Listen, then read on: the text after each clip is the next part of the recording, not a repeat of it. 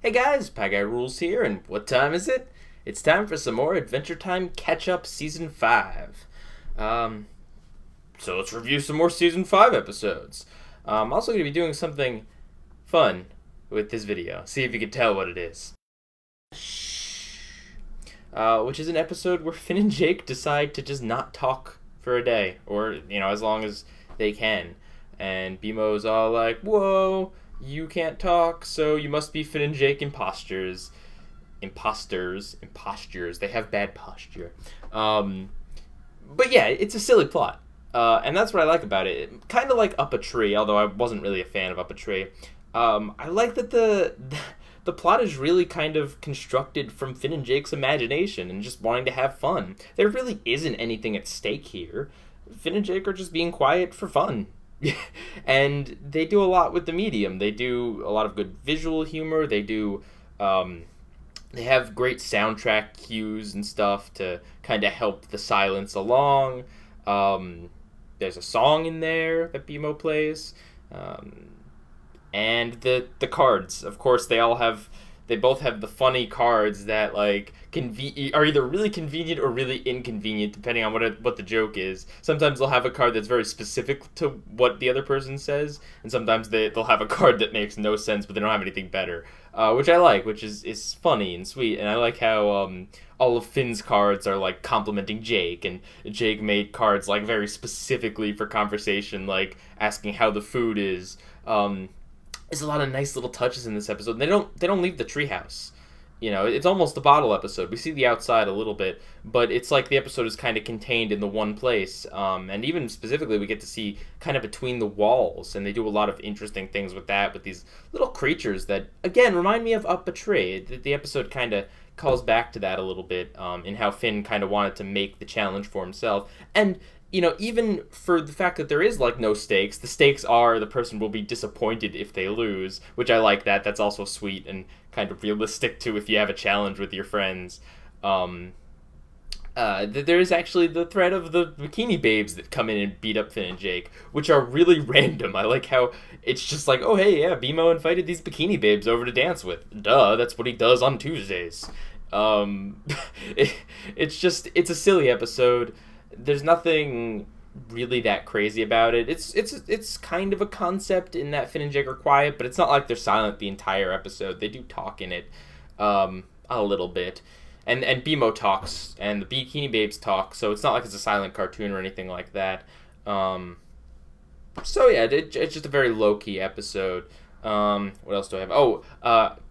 They used cartridges of video games to get BMO out of hiding. Man, okay, cartridges and like old video game stuff smell really good. Might be the dust, and I might be crazy, but I think they do. I love the smell of an N64 controller or cartridge. Maybe I've said too much. Anyway, the wall creatures, yeah, they're very weird. They almost don't look like they're animated in the same style as like the rest of the Adventure Time. They have a weird style to them, like the spider and the mice and stuff. Not bad, just different. They stand out certainly. Um, and the party god makes a random cameo at the end. It makes sense because there's a party going on, and the party god goes where the party is. So, party. I don't like this episode, and you won't hear me say that too often about Adventure Time episodes, but it's really true. I just don't like this episode. I don't think it's particularly good. Do I think it's like terrible? No. I mean, I can get through it. It's not like I wanted to shut it off or anything like that. I wanted to see it through to the end, but really, no. I don't know. I don't think this episode worked. We see a lot of this in season 5. This whole giving the spotlight to a random candy citizen.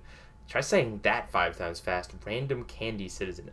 Um, we see the spotlight being given to them, and it it's never been the most successful formula for an episode, but especially when it's a character that we've never met before, and especially when they're as bland as Bracco. He just doesn't. I don't know. As a protagonist, he just doesn't make me feel anything. And I get that that's kind of the point, that he's just one note designed to be Princess Bubblegum's suitor, but I mean, Princess Bubblegum doesn't even care about her love life, so why should I, right? And it just I don't know, the entire episode feels very flat. It's hard with these romantic episodes. It's hard to make them work. And when it's Finn, it's a little different because at least you care about Finn. When it's this random candy citizen we've never met before, he's just like, all right, whatever. And there's nothing really funny about this episode. There's nothing really that interesting. Finn and Jake hardly appear. Princess Bubblegum isn't even in it that much. The only thing cool is that we get to see Peppermint Butler summoning a Dark Lord, and it's cool and it's funny. It's that's cool that they have that just as the background thing. Like, Peppermint Butler will never be the big bad or anything like that, but he'll just be committing random demonic things in the background. Why not, right? I mean, the Gumball Guardian isn't too concerned. So yeah, I don't think anything in this episode really worked. What did I put down for my notes? Oh yeah, there's a reference to JT Dog Zone, his book on how to peacock for the women's. And at the end, there's a Brocco Don't Go song over the credits for some reason. I think it was supposed to be in the episode and it didn't quite make the cut. No, yeah, Brocco, you can full well go away. There are some episodes that feel satisfyingly long, like Pahoy. Like it didn't feel like 11 minutes. It felt like maybe like a half hour, but in the best possible way. This episode feels really short, and not in the way that I want to see more. It feels just like, wow, okay, there's 11 minutes of my life that are just gone.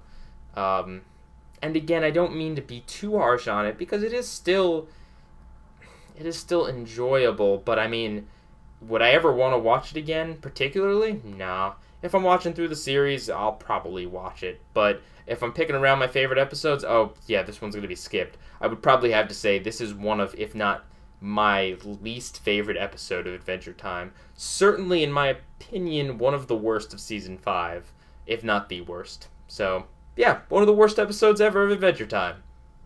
You can tell I didn't like it. The party's over. Is Isla de Señorita. I'm not good at the languages. This episode is actually really awesome. I really like it. I think what this episode really does is for probably one of the first times, maybe not the first time, but it's one of the strongest cases of sympathy for the Ice King. Not for Simon, not for the person the Ice King used to be, for the actual Ice King. Like, I don't know, he just kind of comes off as really sad in this episode. Just at how he thinks he has something with Princess Bubblegum. Like, he's clearly demented. He has issues. And it's actually really nice to see him talk to someone with similar, although kind of different, issues. And he never really tries to make a pass at the island. He just kind of wants to be her friend, and he is. And so the story is, like, really sweet. It's really cool. There's some good action. The Ice King versus the Party God. We get to see the Party God again, a returning character. We just saw him in Shhh. So it's cool to see him back again. It's cool to see him... Drop my phone. It's cool to see him in another sense as opposed to just, like, random cameo. He actually has a point here. And it actually even makes sense that he would be a terrible boyfriend. You know, that's how those partiers are, man. They always want to have girlfriends for some reason, yet they party it up with everyone. But anyway, so there's the action, there's the romance, there's the sympathy for the Ice King. I think an episode like this works, especially because we care about the Ice King. The Ice King is charming in his really pathetic way, and he's interesting to watch. And the episode's funny, too. There's some good gags with the Ice King using animals to, like, cut something, and then when he washes ashore, he spits out a crab. Like, funny jokes. You know, there's some good humor here. And the design on the island, she looks really cool. Like, with the trees for her bathing suit, and her hair is like seaweed or something in the water. Design-wise, it's great, and just concept-wise, it's really visually interesting. What an unusual design for your character. What an unusual thing for your character to just be an island. Which is kind of funny, because she's an island that has a boyfriend. So she is not an island. Yeah, just a good episode. it's another one, and I feel like I'm saying this a lot lately, but there's nothing like really crazy about it. There's nothing really off the wall here, but it's a quieter Adventure Time episode, but it has literally everything you'd ever want in it. It's got the comedy, it's got the action, it's got the romance, it's got sympathetic Ice King. What more could you need? It's got Ice King being goofy Ice King, and I think that's great. I think we haven't actually had too much character development on the Ice King himself. Most of his character development comes from the fact that he used to be someone else, but now he's the Ice King. The Ice King isn't Simon. The Ice King used to be Simon. And we have seen like a little bit of character progression with him capturing princesses less and less and focusing more on his friends Finn and Jake and his longtime GF Princess Bubblegum. But here it feels like real character development, and even though it's the Ice King, so of course he goes back on everything he says, it still feels like there's something there. It still feels like we're seeing a side of this character that we haven't seen before. We haven't seen him be an actual friend. I mean, maybe to Finn and Jake in a friend sense, but it's cool to see him interact with the character in a way we haven't seen before. I hope this gag was worth it, because I cut myself trying to shave the right parts to make it look funny, and I bled for comedy. Anyway, this episode is another awesome one. I believe this is the first time that a member of one of Jake's kids, had a starring role in an episode. We still haven't really seen much of them. We saw a little bit of them at Tree Trunks' wedding, and I think we see another TV in another episode or something at Home with Lady Rainicorn. But we really don't see much of them after Jake the Dad, and we get to see not too much, but enough of Jake Jr. in this episode. And of course, it's a parody or reference or whatever you want to call it to elaborate heist movies where they got to break into the big vault and steal the gem and get out in time and everything. And of course, there's the unexpected twist, this time being that his gang has double-crossed him, and then the other twist that his daughter is actually leading the gang or a part of the gang or whatever. And it's cool. It all works. They've got the parody down. I like how when Jake walks in the room, he turns on the light and says, "You guys have been sitting here in the dark?"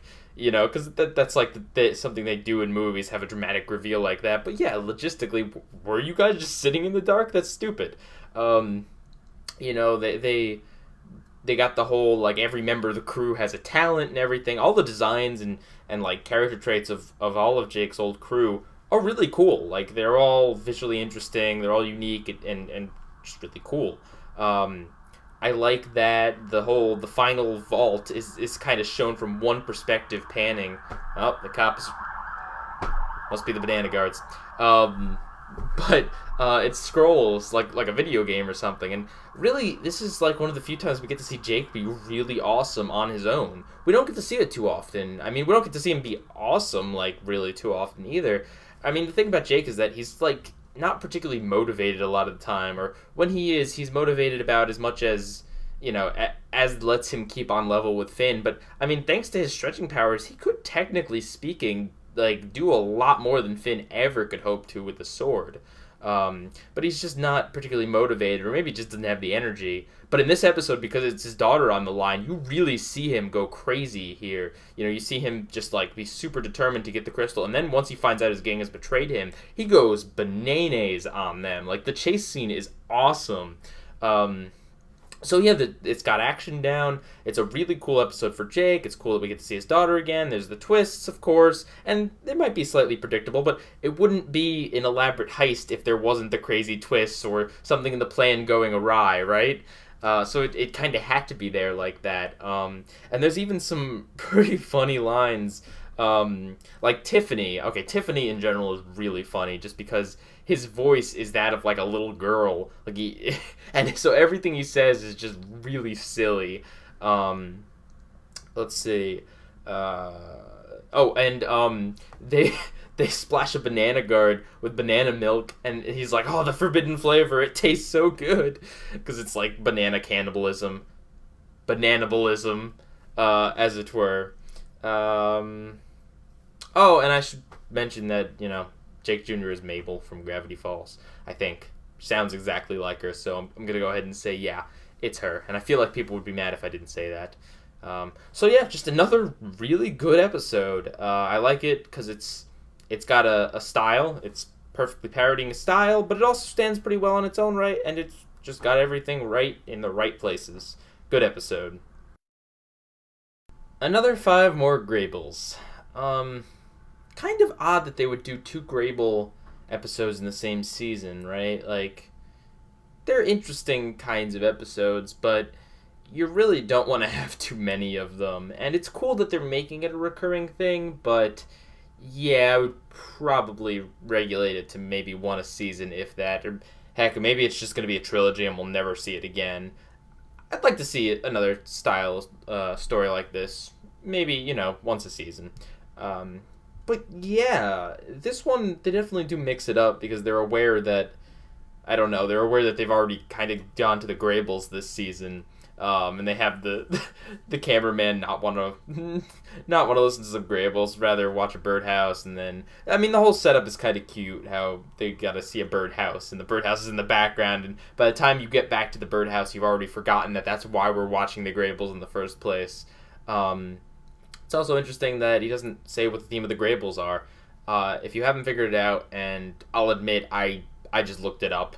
Or I was already on the wiki page, so I saw it before I rewatched this episode, so I already knew. The theme is the stages of grief. Is that there's denial and acceptance and bargaining. Well, I think acceptance is at the end, but bargaining and grief and all those other things. They're all said in the episode, except for, I think, the first step. But yeah, they're all said in the episode, and the themes are all there. There's also a running theme of, like, child raising, or, like, I don't know. Like, there's... the stories are... Finn and Jake Jr.'s story. For some reason, the writers really like Jake Jr. and hate all the rest of Jake's kids, because Jake Jr. is here again, and we've seen way more of her than we've seen of, like, any of his other kids. So yeah, that story's cute. I like it. I like how the transitions are between stories, of how it's usually like someone will say a line and then the next character will also say the same line, in the different story, or like a similar line to it or something like that. Nice transitional tools between the Graybles, or between the stories. Are they individual? Yeah, the Graybles. Or is, like, the one thing a big Grayble? No. They're each individual Graybles, because they're 5 short Graybles. Anyway, the cinnamon bun looking for a nightlight thing, that wasn't even really much of a story. Just kind of him running around crazy. Entertaining, I guess. Kind of cute foreshadowing about him being in a burning building. What other stories? The Ice King story, cute, but really doesn't mean much. I mean, I guess... the Lemon Grab story kind of progresses things, because it shows Lemon Grab eating Lemon Grab 2, which is very relevant, and again, foreshadowing, like, that comes back in a major way. Also, them wanting to have kids, I guess that's kind of their plan with the little doll. They want more lemon creatures. That's something that will definitely be followed up on. So theirs is kind of the most interesting, in that it ties into things. Story. Then there's the Fox's story, which I don't understand at all. I mean, he gives all this exposition as if he's on, like, extreme, home makeover, or, like, show my house. He's like he's on an HGTV show where he's like, this is my bed, isn't it cozy and warm? Like, I don't understand what the point of it was. And then, like, his spirit comes alive and writes him a treasure map. I don't know. That is just that one felt random for the sake of random, and not clever or interesting or good in any way, shape, or form. So all in all, I would have to say I'm not the hugest fan of the Graybles. I think there are some clever things, but I don't know. Half the stories are too short, and the Fox's story just wasn't interesting, and I don't know. It just... And then we stayed with the host guy for a little bit too long at the beginning. The setup was cool, but because of that, we don't get to see him at the end. He doesn't get to actually tell us what the Graybles theme is, which I guess would be frustrating if the internet didn't exist, so never mind. But it's weird that it's all front-loaded like that. We do see him again towards the end. But because of that, I feel like you had less time with the stories themselves, and with 11 minutes to have 5 short stories and an introduction, you're pushing it, guys. You're really pushing it. But it's still a cute idea, and if you limit it to one a season, I can't really complain. I like the different forms of storytelling that they do. So again, a neat little experiment. I'm sure some people like it a lot more than I do, but hey, it's all right. So yeah, I've covered 5 episodes, 5 Graybles, if you will. No, let's not. And that's about it for this time. Next time, I'll cover a few more. Pie Guy rules.